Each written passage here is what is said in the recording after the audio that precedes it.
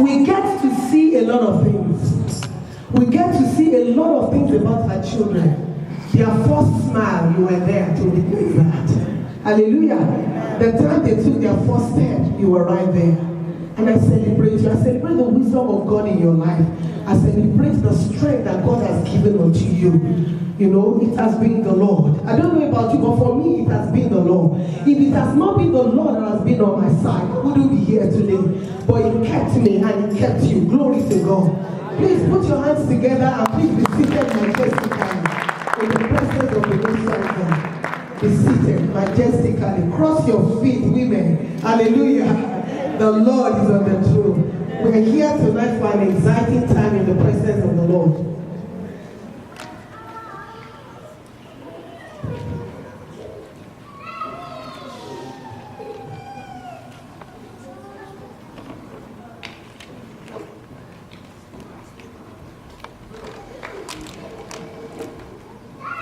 Occasion, you know, who will be sharing their experiences of motherhood with every one of us in the house today. And without wasting much time, I'll just introduce them to us one by one. Please give them HOP loving and warming welcome as I welcome them to the altar one after the other.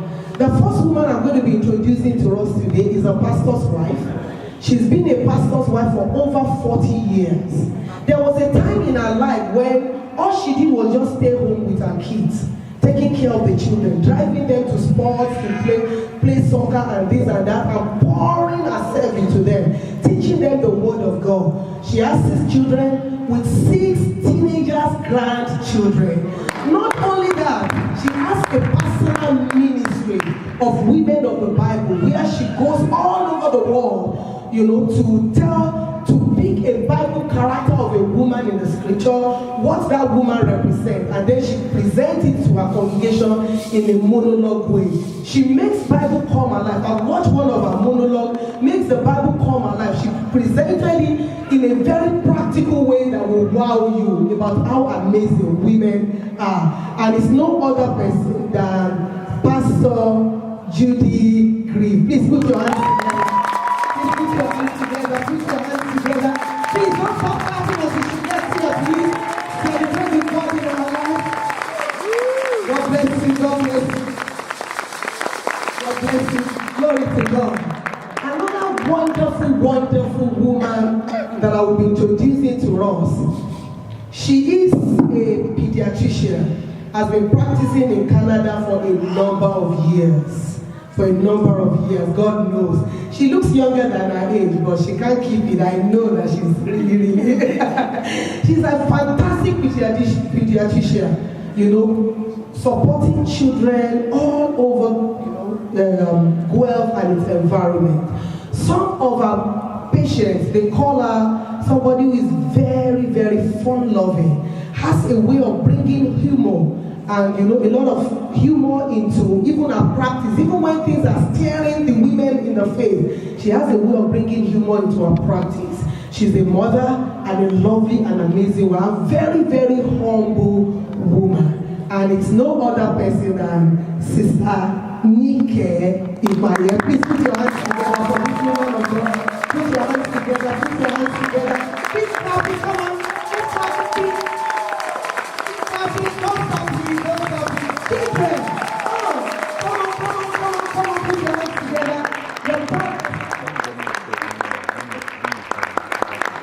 The third person I'll be introducing to us is an amazing woman of God. Believe me, I have never seen a woman of God like her.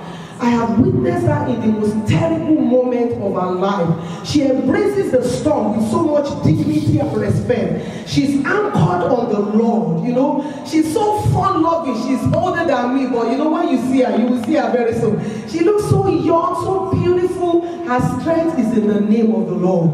She passed on with her husband. Her husband has gone to glory to God. Hallelujah. And I know one day she's going to meet up with her husband and they will part no more. She's currently a single mother training her children. Apart from that, she has an NGO, you know, where she's catering for the needy, for people who are depressed or oppressed, and ministering healing to them on a day-to-day basis. And that person is no other person. She's my friend, she's my confidant, my prayer partner. When we share scripture together, I just feel alive again. Glory to God. And that is no other person but Pastor Ellie Nosaka. Please put your hands together. Put your hands together for this awesome, fantastic woman of God. Glory to God. Hallelujah. We have another woman of God I'm going to be introducing to us. She is very gentle, very calm, but she's got fire in her bosom. Believe me sincerely, she doesn't take nonsense at all. She trains her children in such a unique way that wow me. As 5 years old, wake up in the morning and goes to the prayer room to do quiet time. It's not negotiable at all. She was a stay-at-home mom for over 5 years, pouring herself into her kid. Each time she sees me, she said, "Mommy, how did you do it? Look at your children. I want my children to really, really grow like your children." I'm like, yeah, invest into them. Recently she started a program in Mercy. She's an amazing, very passionate, very dedicated woman of God. And it's no other person but my special daughter. Hallelujah. Sister Grace Oyemike. Please put your hands together for Jesus. Celebrate her, encourage her. Glory to God. You look elegant. Oh, you look beautiful. Hallelujah. God, Chelsea is doing an amazing job. Give him kudos for me. Hallelujah. Another fantastic woman of God I'll be introducing to us. She's a mother of 2 twins, when you raise 2 children together, you know what that means in this Canada. Hallelujah. I also tell people, if I started raising children in Canada, I would have had only 2. So God save the rest of the 2. But she raised twins, boys, she's a microbiologist, she's a passionate woman. In her local church, she's very involving. She's the Sunday school secretary and the treasurer of the church. She is very, very strict. Believe me, very, very strict. And she's a woman who goes to any length for her children to impact them and to pour herself into them. And it's no other person but Sister Timmy Fairmont. Put your hands together for her. Glory to God. Glory to God. Glory to God. Let's encourage her. You look beautiful. Glory to God. God bless you. God bless you. Please let's be seated.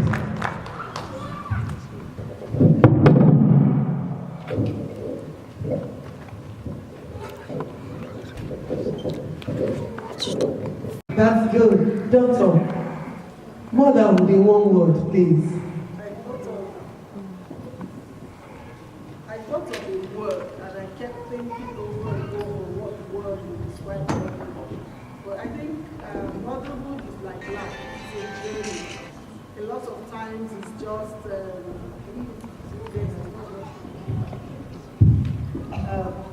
I describe motherhood as a journey. Most of the time filled with joy, when everything is going well, there's fuel in the tank, you're driving the car along, everything is fine. It's so joyful, you see the scenery, you're enjoying it. Then there are twists and turns, they come, but you also have to be ready for that, because that's part of the journey. It's not usually from A to B, and you get from A to B and that's it. You start at A with your plans and your expectations, and then you see B, and you're actually not quite getting there. So there's a lot that is part of motherhood, and I think as life, it's a journey. Thank you. Pastor Ellie, motherhood in one word. I would say motherhood is sacrifice. It requires a lot of sacrifice. You have to be ready to lay your life down so that other lives can grow. Following the example of Jesus Christ, he had to lay his life down sacrificially so that other sons may come unto God. As a mother, you can never sacrifice enough. It's a daily thing. Moment by moment, be ready to sacrifice. Thank you. Motherhood, sacrifice. I hope we are getting all these nudges. That's right. Sister Grace, motherhood in one word.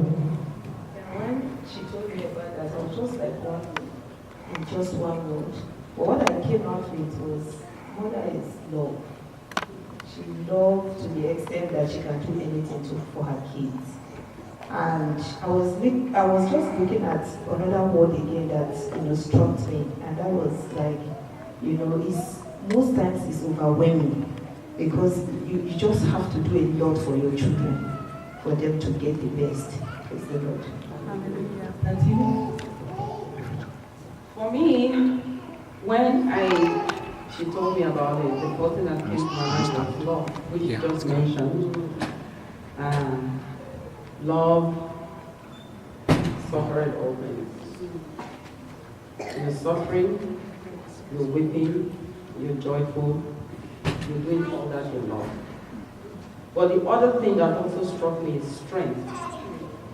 You have an innermost strength that you will not even believe you have until you're faced with a situation that God sees you through, because He's the only one that gives us that strength.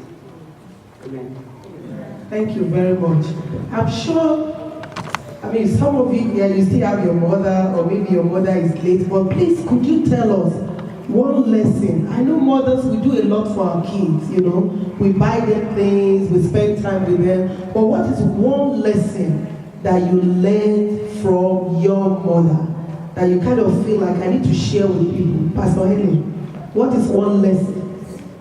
Well, I didn't stay much with my mother. She didn't actually, we were not so connected, but because after she gave birth to me, she was like almost all the time.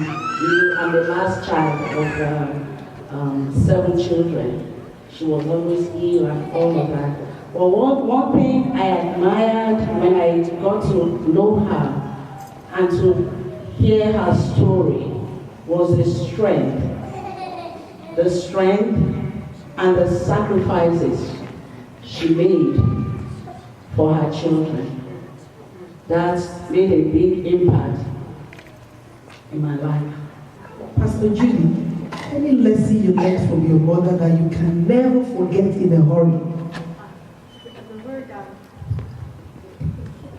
The word dedication. I can remember when I was sick when I was a little girl, and my mom being up in the middle of the night, and I'm throwing up, and her holding my hair back. That just sticks in my mind. Holding my hair back so that it didn't in my mind. Holding my hair back so that it didn't get sick on. And that's real dedication. So motherhood from our panel, motherhood is not only about the person that you nurture or the person that you gave birth to. The Lord can use you to mother anybody. Like Pastor Ellen here, her mother was not there, but I believe somebody must have stepped in to be that mother for you. Who was that person? Actually, I was moving from place to place as a maid. From one auntie, my grandma, and all of that. And from the various places I went, I learned a few lessons. And some of the lessons I'm using today, because giving is one thing, the strength and the purpose of those people who nurtured me. My brother was one of them. I will never forget, because they had a target for my life. In spite of the fact that my mother was not, able to, but God placed those people in my life, and I'm grateful for that. Glory to God. Glory to God. So sometimes we just have to look past our experiences and just reach into what God has in store for us. I have another question here. What is the greatest gift that your mother ever gave you? Sister Timmy. The greatest gift she ever gave me. Believe in myself. Whatever you put your mind to do, you can be anything you want to be. but you must believe in yourself and know that God, who is the faithful God, will bring it to pass in your life. Amen. Amen. Believe in yourself. Dr. Nike. My mother is one of the most hardworking persons I know. She gets, when she has something to do, she gets it done. That's how she trained us. And I'm always, it has to be in good faith. So you start something, you must finish it. So it can be annoying to people that don't do that, but but that's what she taught me. Two things she taught me. One, that I could do anything I wanted to do. Hard work pays off. She was hardworking. We didn't come from an affluent home where middle class, maybe lower middle class, and there were lots of children. There were like 10 kids in the house. So we're a huge family. But she taught me that if you worked hard, and it's not just work hard, it's focus, dedication that you will get to where you're going. And she worked hard, really hard. Even today when she comes in the house, she's the first person up. And she's cooking, she's 75, she's cooking, she make breakfast, lunch. That's how she is. She worked hard, and that's one thing she taught me. The other thing she taught me, when I grew up in a Catholic home, was that we prayed. We prayed. And we prayed for everything. Prayed for it. Something we prayed for everything. 6 o'clock in the morning, wherever you are, if you like, come to the living room and fall asleep. That's your business. You will be there. And that's something she taught me as well. The hard work, I think, it permeates everything that we do as a family. And that has to be in good faith as well. Thank you, Dr. Nike. In the world of social media, where we have a lot of things contending for attention here and there, children on iPad, on iPod, children also even on Facebook these days, how do we manage that dynamic so that we don't lose connection with our children in the world of social media? Sister Grace, you want to answer that? Okay. I think I wrote something. So I would like to just share that. Praise the Lord. Hallelujah.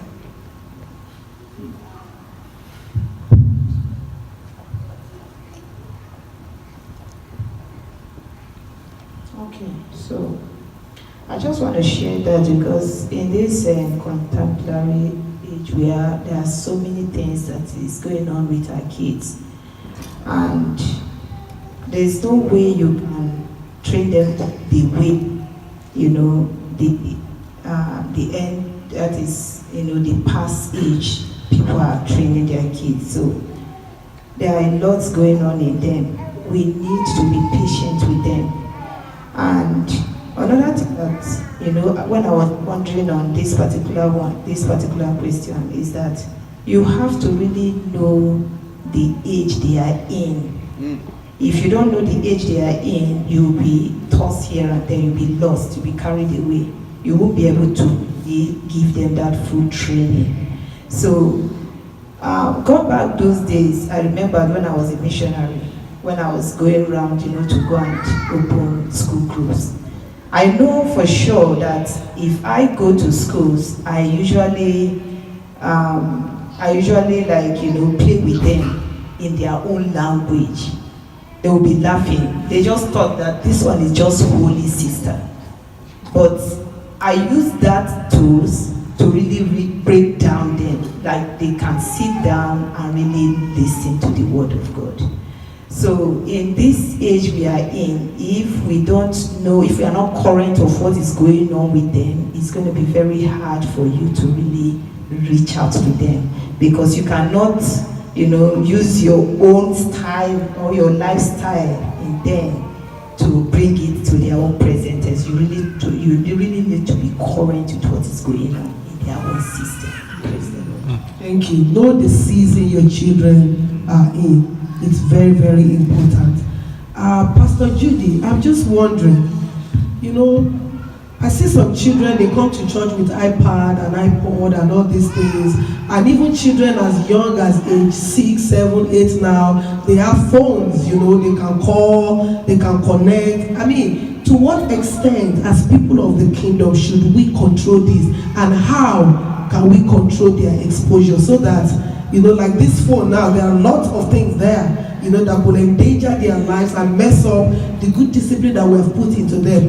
How can we balance all this up so that we're not living in our old age the way my mother trained me? I'm not training my kids that way, but at the same time, I'm also, you know, training them in the ways of the Lord. Those can be good things to use, but it's like when my children were little, we didn't have those things. It was the television set. And we had to constantly be on that and monitor that, what they were watching. I can remember my children watching a good show, Full House, you know that show? And we had to get rid of it because my children were becoming sassy, because the little girls on there were sassy. And so they were copying that. Now, it's a whole different ballgame now with this. I think we have to be so engaged with what our children are involved in. Just like you said, you have to be current. You have to know who their friends are. You have to be on that machine with them all the time. But there's great things you can download. You know, there's great things for Bible stories and so on. And we never let our children on a Sunday morning before we came to church do anything that was kind of worldly out there. We didn't watch TV on Sunday mornings. We could maybe watch a Christian video or something like that, but we wanted to get their hearts prepared. And it's the same thing, I think, when they come into church. That's not a time for them to be playing on their iPad. That's not a time for them to be doodling on their iPad or anything like that. They need to be focused. And they're never too young to be focused in what's going on in the church. And I love to see these little ones so excited about spiritual things, you know. And that's because they've got good moms and dads who are watching that. Thank you very much. As mothers, we go through a lot of stress. And sometimes, some of those stress, we take them out on our children, unknowingly. Yes, please, go ahead. I would just like to add a medical view to what we talked about social media. There are problems. The problem with social media is really enormous. It's a lot, and we underestimate it. Medically, your child actually is not supposed to be exposed to social media, to the screen, before they are 2 years of age. And that's that recommendation. Nobody follows that. But that's the recommendation. Before they are 2 years of age, because of the wiring of their brains, they are not supposed to be exposed to to the TV screen, whichever form. But like everybody says, you download something and it's okay for them to watch. It's okay. 2 hours max. That's the recommendation for children. And now that is really. I don't think I've asked any parent or any child how many hours you spend on iPad, iPhone, and they say 2 hours. The other problem is that the parents are on the screen, so they can't control it. So you can't say, oh, put off your phone, and then you are on the phone. It makes absolutely no sense. But there are actually medical issues involved. The young child is easily addicted. So I see parents fighting with their kids to get them off the iPad, even just to be able to have a 15-minute consult. But that is because as the earlier you are exposed to this, the more addictive they become. So they actually become a medical problem as you grow older. We have children now, there's what we call is an addiction to video games, an addiction to social media, and they have evolved. You know, everything evolves into a medical disease. So sooner or later, it has actually evolved into a medical disease. We have psychiatrists that are treating these patients, and it's really a huge problem that you have to be very conscious of. The other thing is that, can you control this? Yes, you can. Yes, you can. Like my son's school, they said nothing good happens after 10 p.m. You have to take the phones from them. A lot of times they have lots of things they are doing on the phone at night. I don't know if they can't do those things in the afternoon, but most times they do those things late at night. Children tell me high school they don't sleep till 1:30 a.m. because they are on their phones. These are things that we have to take hold of. Not just the content, the continual use of them. The games might be innocent, but they are playing them 7, 12 hours a day. We have to take back some control, and it's going to be difficult, but it's something we have to do because of the obsessions and the problems that come with these things. Can I just Thank you very much. to that? Okay. Two things. One is you make sure they said when you train up a child the way you should go, when he's old, will not depart from it. You start young. You set up a schedule from when they are young so they know this is a habit, this is the way it works in my home. If you know it is 30 minutes of iPad time you're giving your child right from when they're young, even as young as 4 or 5, you consistently keep that up until even when they are teenagers. They will know they cannot negotiate that.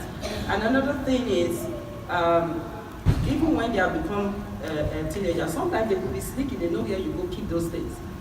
You take the iPad away from them, or the phone away from them. They know at a specific time, I have a block of time to use my phone, and after that time, I have to give it away to my mom or my dad. You literally take it away.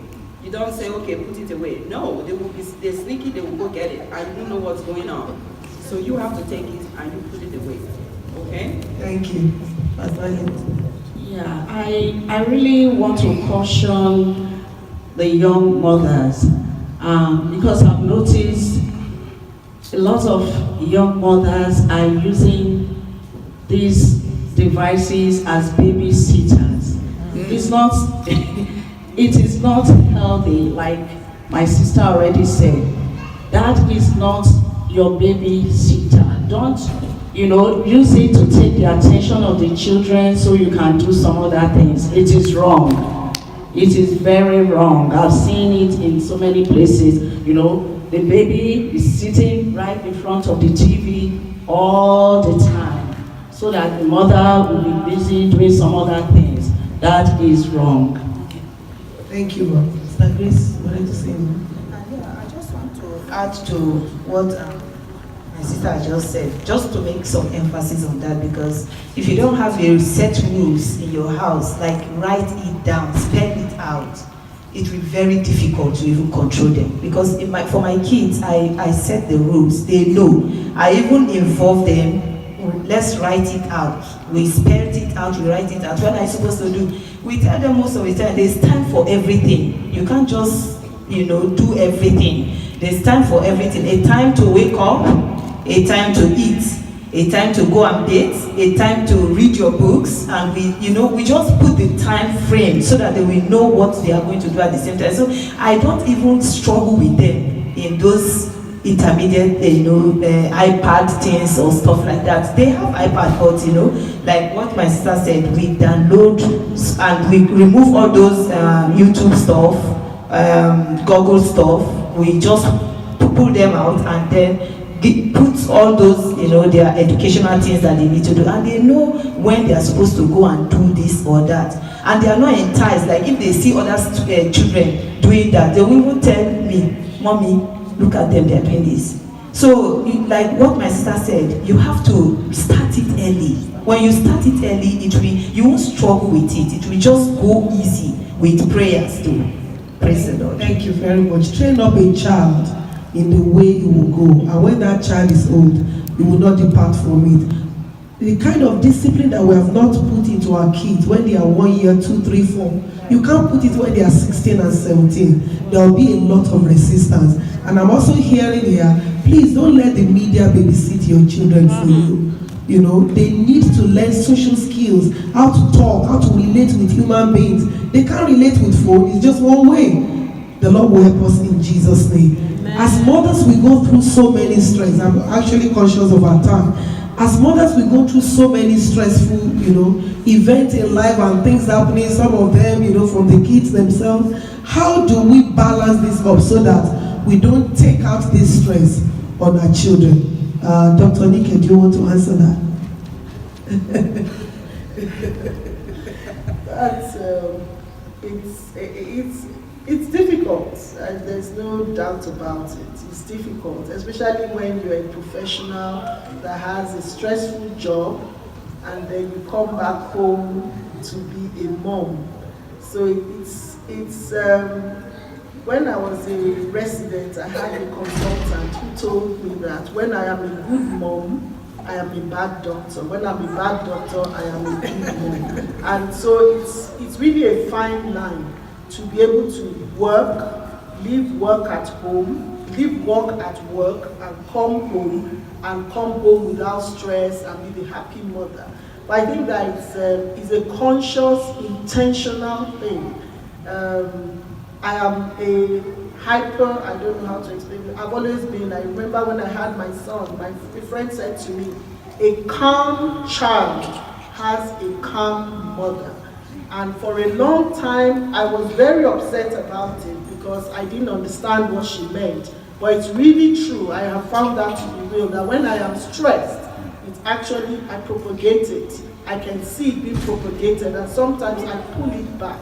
And if I tell you that it's just possible, you just do this and do that and do that, that's possibly not true, but every day is a new day. If I'm stressed at work, as I'm coming home, I'm going over my head what has gone wrong and what I can do. When I get home, I find that if I've thought about it, it's easier for me not to transpose it. I can talk to my husband about it. But if I'm stressed at work and I'm just in my car, not thinking about what has happened, not walking through it in my head, I find as soon as I get home, I dump it on the first person that I see. So that's why I say you have to be intentional. You have to recognize the stress. And sometimes you're stressed, you don't even know you're stressed because you finished work or you've done. Most times, I say work, most times the most stress that a professional has, a lot of times, is from work. And that's why I say work. But there are other things that can stress you. But you have to be able to recognize the stress. And I think if you don't recognize the stress for what it is and for where it's coming, you can't deal with it. And you will not even be aware that you are transposing it onto somebody else. So you have to be intentional. You have to recognize where you are at, what's happening to you, how you are reacting to it. And that way, you are able to recognize that this is where I am at. I'm stressed. I'm going to, and sometimes I get home and say, you guys don't really want to talk to me. I'm just going to lie down on the couch and sleep off because but it has to be intentional. You have to be thinking about it. If you don't think about it, you will not even recognize that you are stressed. And that's really, I don't have a solution to how to keep your stress at work or keep your stress at home, but you have to know these things. If you don't know it, you can't do anything. Okay, thank you, Pastor Eli. One thing, one other word that I would use for a mother is a gatekeeper. You are a watchman for the family. I realized that somehow in the middle of my mothering, and I became conscious of that. Like my sister said, you can, whatever you're going through, you can transfer to others in the family. My children, they will say, when mom is happy, everybody is happy. When mom is sad, everybody is sad. I had to, it jolted me. And I had to begin to work on myself. We had to intentionally work on that. And the way I got over that was to always evaluate myself. In my prayer time, when I go and I kneel before the Lord, He begins to reveal to me those weaknesses. And when you lay those weaknesses down, He will help you to overcome it. I received a lot of healing in that area because I really was a perfectionist. Anything is wrong, oh no, I want to fix it. But God used even the children to train me to overcome that. Yeah. Thank you very much. What advice would you have for single mothers, Sister Timmy?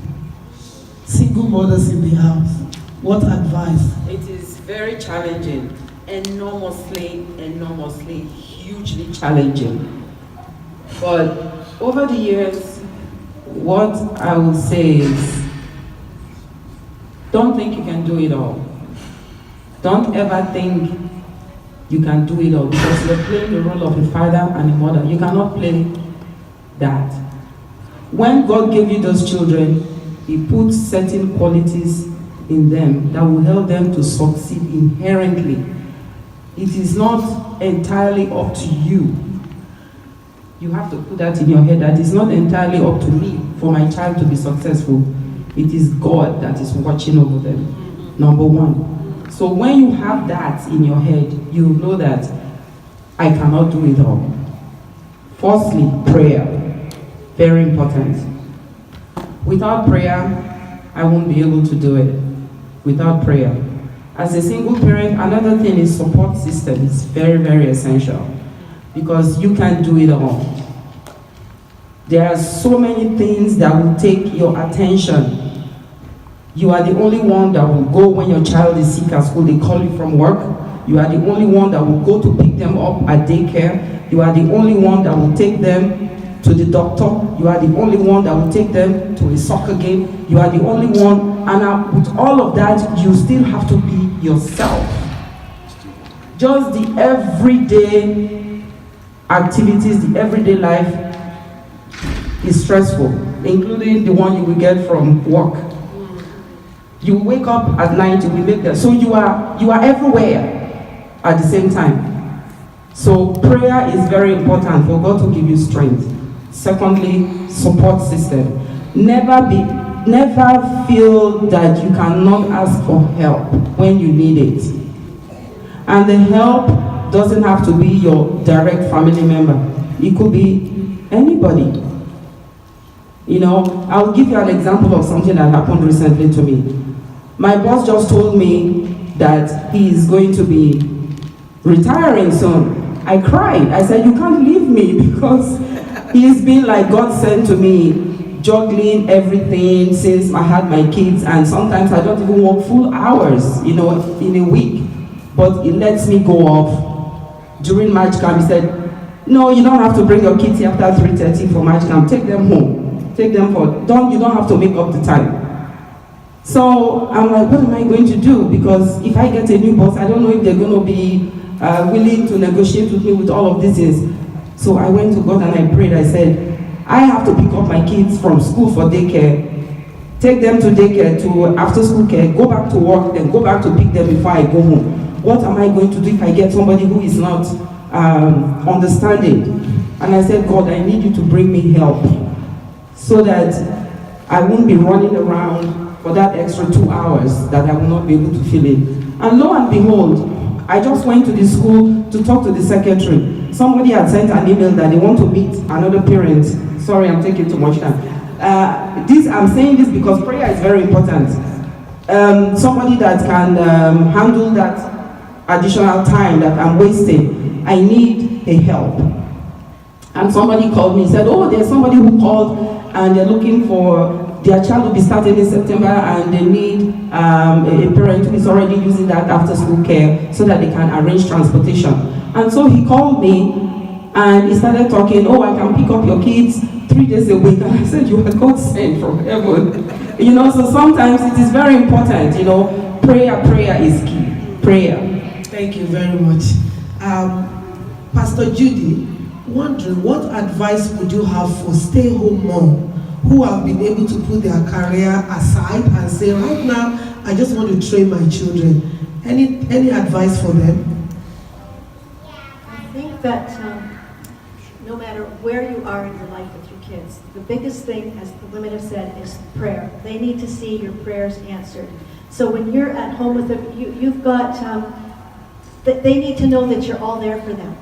That you don't regret that you're not out working, that you don't have any regrets, that God's put you here for a season, for a reason, and you've got all kinds of other things that you can put into their life that you couldn't put into them when you were working.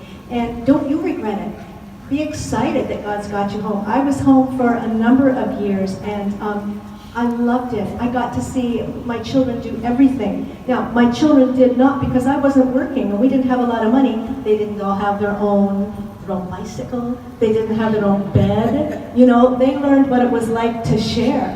And that was a good thing. That was a good thing in their lives. So I don't want to take any more time, but that, yeah. Thank you very much. How do we balance career and motherhood? Anybody wants to answer that? How do we balance career, motherhood? A lot of things just ripping us in places. What do we do? Dr. Nika, do you want to answer that? Quickly. Since I saw the question, I've been thinking about it. Careers, for somebody like me, I was a career person for a long time because I didn't marry early. And so my career actually had taken over my life. And then motherhood came.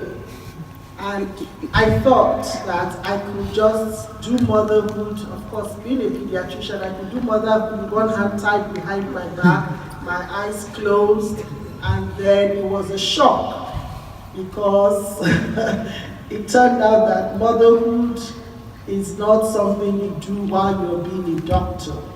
Motherhood was just as important, if not more important, than being a doctor.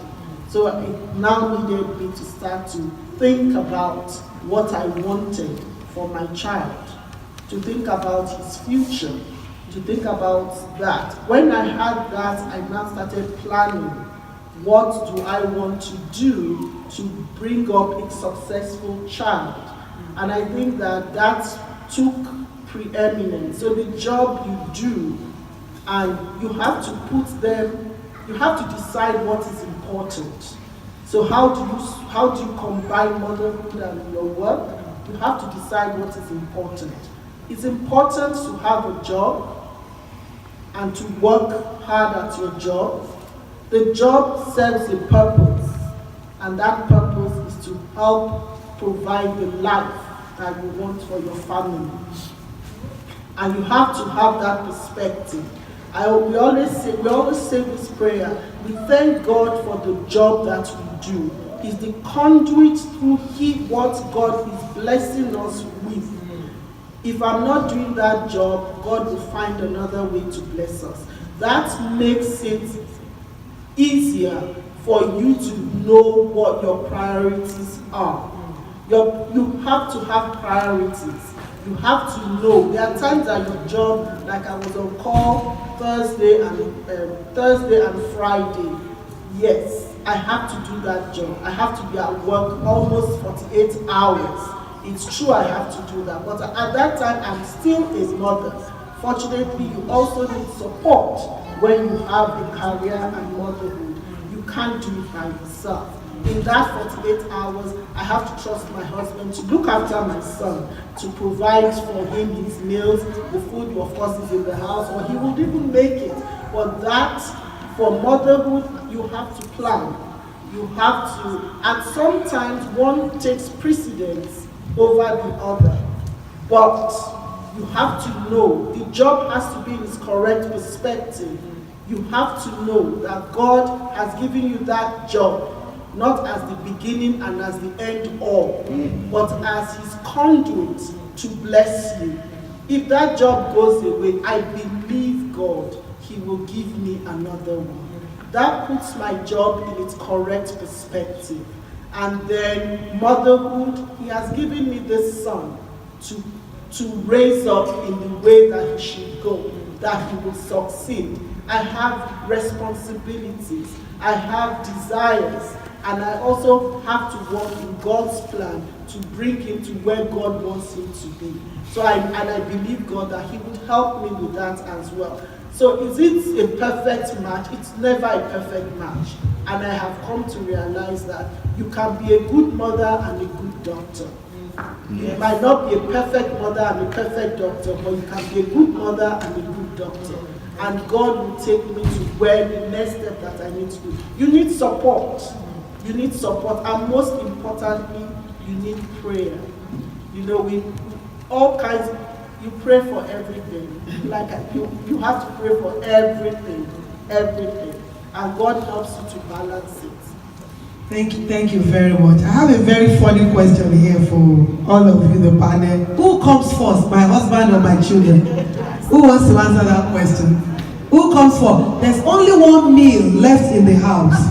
And that one meal, I need to give that meal to just one person. Who do I give the meal to?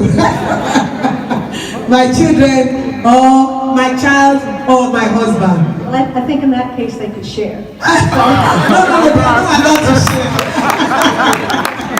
But I do believe that the husband does have to come first, because you know what? You've only got these kids for a short time. You're growing them up and they're going to be gone, and you're going to be left with a stranger if you haven't nurtured that relationship and had dates and really grown together.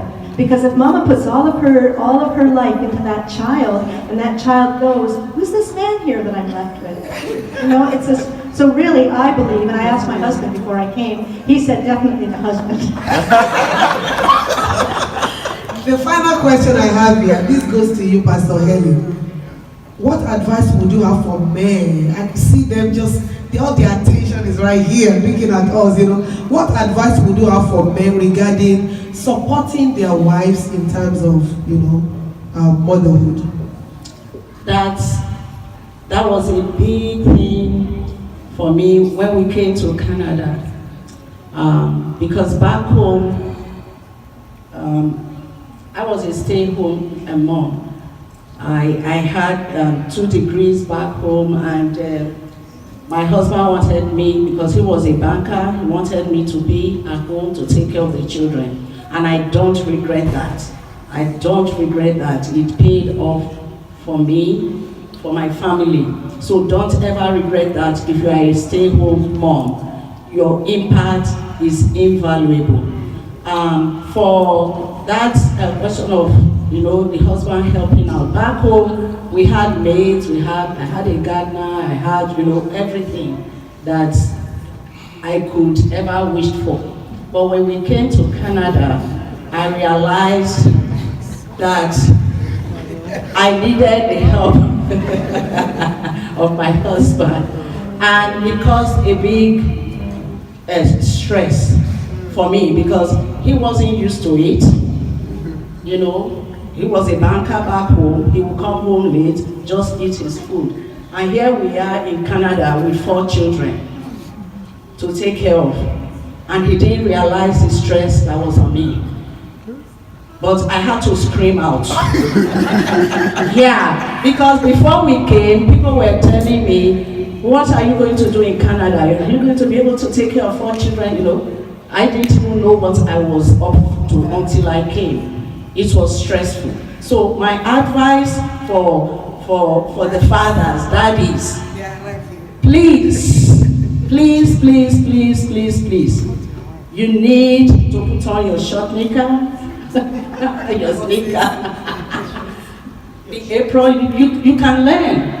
He wasn't able to do it, but when the stress was so much and I cried out, he had to learn. When most of the time, when the plates will be piled up in the kitchen, and I come down, the children haven't washed it because I'm a perfectionist. What he decided to do, he will himself, before I get down, he will go and wash those plates. Yeah, that was what, you know, saved the situation. Otherwise, it would have been so turbulent.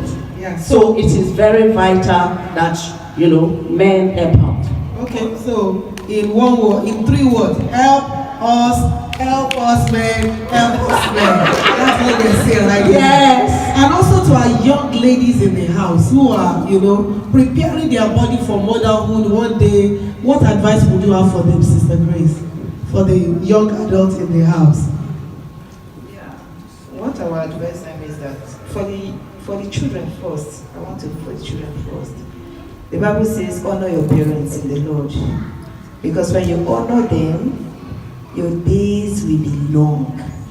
And also in the book of Joshua, chapter 1 verse 8, where it says that when you study this book of the word, that you will gain good success. That you'll be up. The sky will be your limit. So let's do that, and I know that God will bless us. For the expecting mothers and even for those that are still waiting, pregnant, they should learn how to pray. Prayer is the key thing there. Even before you conceive, begin to put your hands there and pray. Tell God what you want your child to look like, what you like your child to be, because God will answer that prayer. If you do that, before that child comes out, you will rejoice. You will not weep for your child.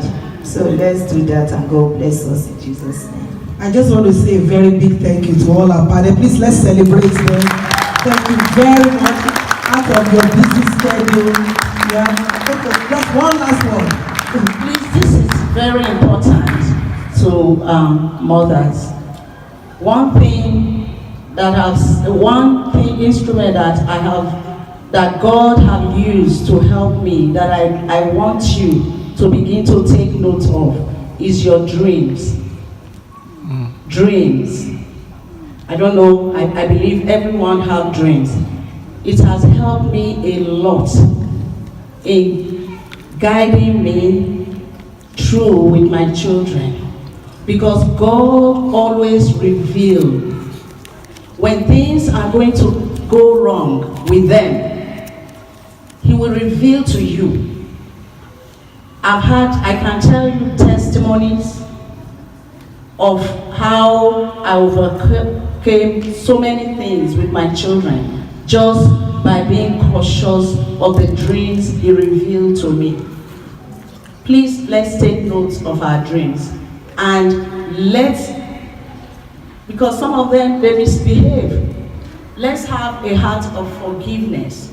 Don't hold resentment in your heart, because as a watchman in the home, it is so important that you keep a pure heart. Don't allow conflicts between you and your children. So important. The greatest gift you can give your children is to believe in them, no matter what.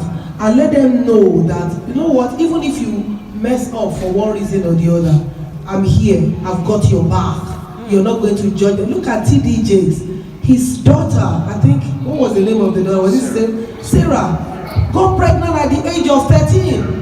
He didn't throw her out and say, get out of the house, I don't want to see you again. If you see this girl now, they embraced her, supported her, helped her, believed in her, and right now she's all over the place, healing women, and God using her in a tremendous way. So one of the best gifts we can give our children is to believe in them, believe in their destiny, and even when they are going through tough time, please, let's be there for them as the backbone and pray for them, hold their hand, advise them, and be involved as mothers, even as fathers too. So on behalf of Habitation of Peace, RCCG, I want to say a very big thank you to you, Judy, Pastor Judy, for coming here today.